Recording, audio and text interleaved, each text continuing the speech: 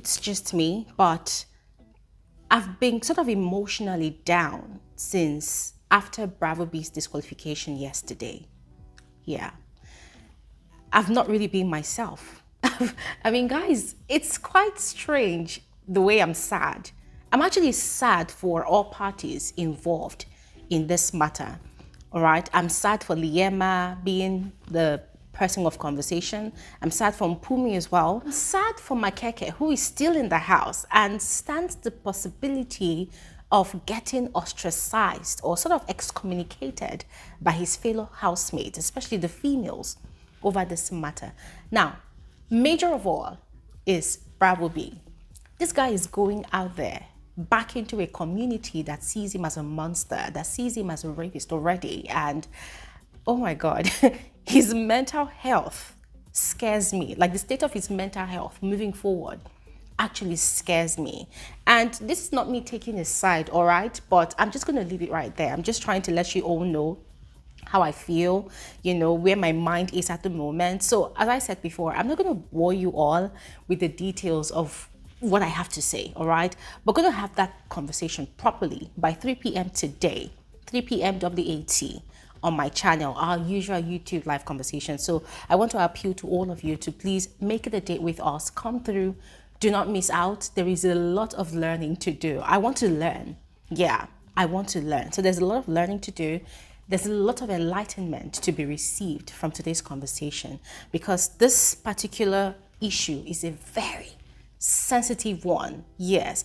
And this is me, an African from another part of Africa that is experiencing a social reality of another African country. Guys, it's huge for me and I really want to learn. All right. So guys, please make sure you come through. Now on this video, we're going to dive into the aftermath reactions of the housemates after, you know, Bravo B's disqualification and Makhekhe receiving a double strike. Same yesterday, that was the first arena games of the season, and then there was a reconciliation conversation between Pale and Yolanda. I did a video already yesterday filling you all in on what had actually happened between these two people. Yes, so we're going to talk about all of these things on this particular video. Please make sure you watch to the end, and of course let me know how you feel or how you felt. Okay, how you felt and how you still feel about Bravo B's disqualification from the show just on the very 5th day of the season, all right? And yeah, this is the part where I get to welcome all of you back to my YouTube channel. My name is Gloria Elijah. This is Frankly Speaking with Gloria Elijah, and I am the girl with the tea. Special thanks and appreciation to every single one of you that expressed your gratitude to me on my previous video of the work I am putting into delivering on all of these analyses of the show this season. I appreciate all of you and I feel so motivated already. So thank you all so much. If you're new here and you're yet to become a part of this community, please go ahead and subscribe. All right, if you don't know how to subscribe, just follow what you see on your screen. All of that said, let's just quickly get into the details of this conversation. Beginning with the aftermath reaction of Bravo B's disqualification from the show. The housemates were actually shocked. It was very obvious that they were actually expecting for Big Brother to give him a strike or probably a double strike, just as Makhekhe had actually received, but they were all quite shocked. Guys, I'm still shocked, yes, but it's not about me, it's about the housemates. So they were all quite shocked, and in a way, looking at the faces of some of the housemates, you could see a sign of relief. Yeah, because guys, remember, in as much as it's a show, there's also a competition within. Yeah, there's also a competition within. 2 million rands is at stake. And the more people get eliminated from the house, the closer it gets for some of them to get to the final, or the closer it is for some of them to get to the finals before a winner emerges at the end of the season. Yeah, so it was a mixed reaction. Some people were genuinely shocked. You could see it on their faces, their body language, but some others were genuinely relieved. Yes, and guys, I don't want to name names, so it doesn't look like, oh, some people are just really heartless. Yeah, but that was also Makhekhe. Makhekhe was trembling. This guy ran to the garden. He went to stay alone. he was shaking. Yeah. Now remember earlier when Biggie had summoned him to the diary room, he was quite surprised and embarrassed. Most of all, it was that feeling of embarrassment that, oh my God, I can't believe I'm caught up in this sort of situation. So when that disqualification happened to his best friend in the house, realization dawned on him, reality clicked in. This guy was shaking.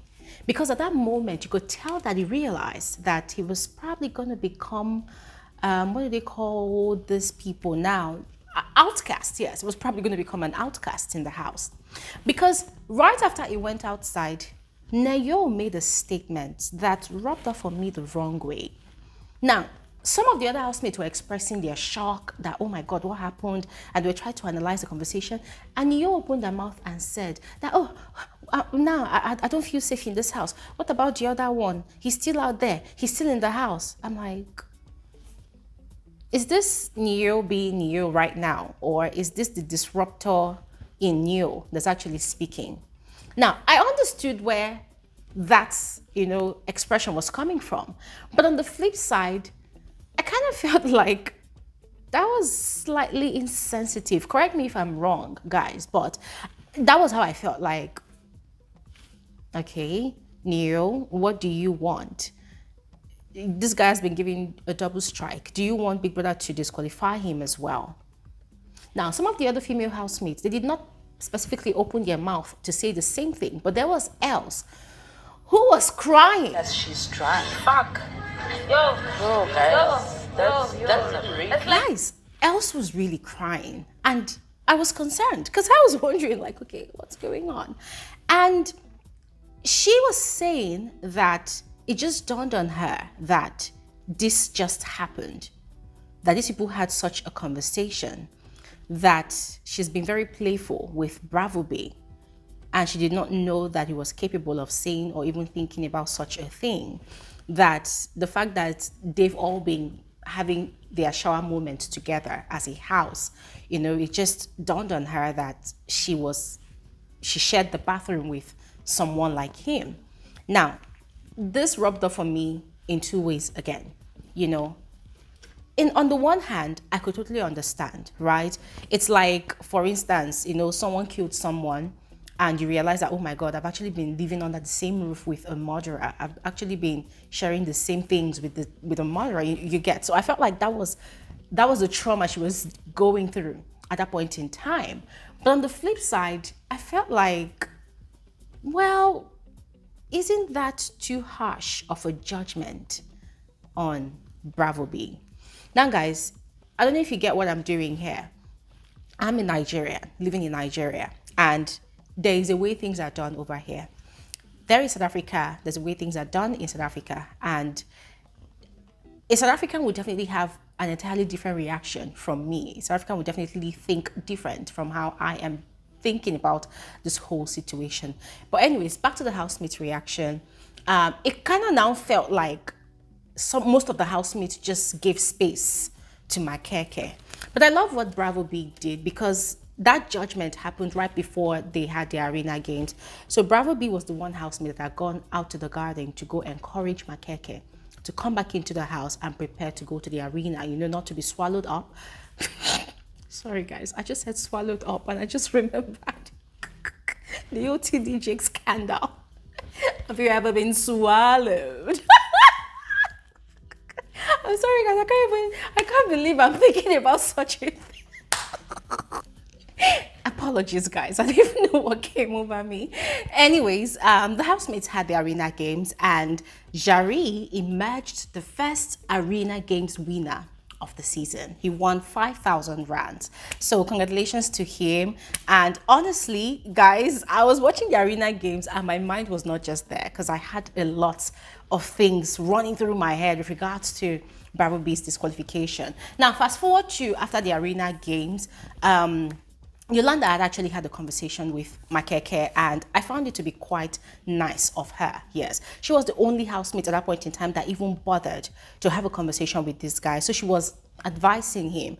The other housemates, it felt like they were sort of distancing themselves from him. It felt like there was this stigma on his forehead that labeled him a rapist or something, guys. I mean, I hope you understand what I mean. I'm trying not to use the R word here. So they were sort of distancing themselves from him. But Yolanda had gone to have a conversation with him. I was quite playful about it. I was even advising him on how to, manage his conversations moving forward. Now, in as much as I appreciated that kind gesture from Yolanda, I was also wishing that Yolanda herself would also advise herself in the same regard. Because guys, there is also a pending matter with Yolanda. Yolanda too has had such a conversation, like a similar type of conversation with a fellow housemate. I think it was Els, yes, where she was describing and comparing the male sexual organs of the male housemates, especially when they have their shower hour, which means that she actually looks at these guys and she's doing a lot of comparisons. And I feel like, come on, she should also be called out by Big Brother. But we're going to talk more about that during our live conversation this afternoon. Now, moving forward, it felt like Yolanda was in the spirit of reconciliation, or in a very, very good spirit. And so she had gone ahead to pull aside Palesa for a conversation, to reconcile their differences. Now, during that conversation, Palesa was trying to play smart. Now, she was kind of upset with Yolanda, for having conversations about their issue with people. And Yolanda had to set the record straight. Okay. So I was telling whoever because that's how I felt. And I wanted to express how I'm feeling. Absolutely. Whether you were there or not, that's how I felt. Exactly. So, and if I feel like that again, I probably will tell someone while you pass it. Exactly. Yolanda told her that, listen, whatever I say to these people, that is how I feel. I wasn't gossiping about you. You were always around. Either you were walking around or you were walking past, and I was speaking loud because, of course, I'm loud.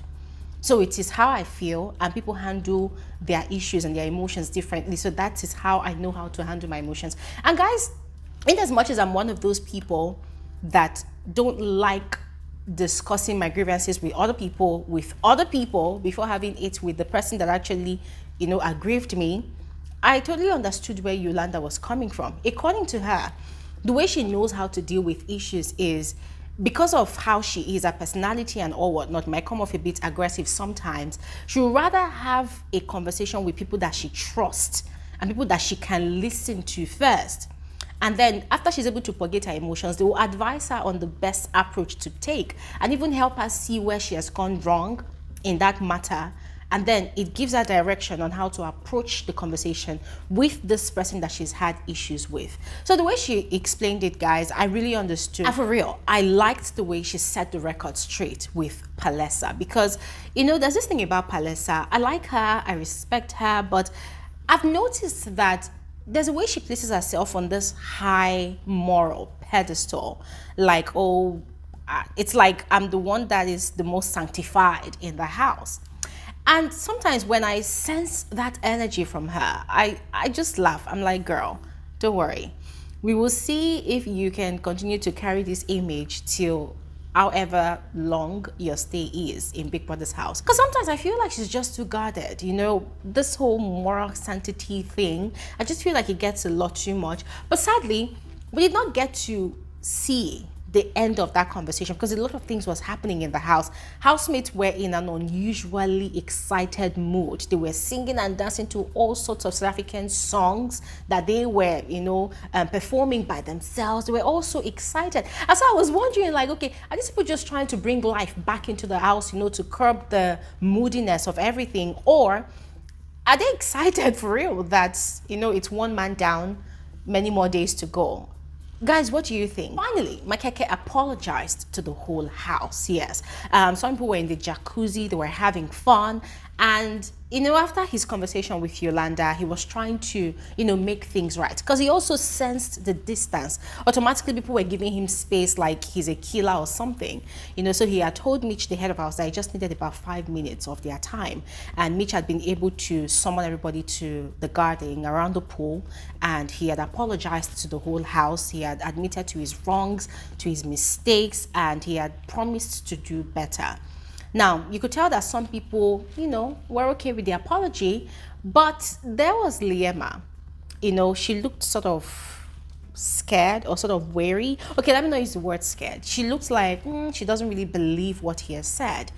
But guys, There's a lot I have to say about this matter, and I cannot wait for 3 p.m. WAT today. So I'm going to stop speaking here right now. I'll see you guys later. All right. Make sure you come through today for our live conversation. Promises to be very, very interesting and enlightening. All of that said, have an amazing day and bye.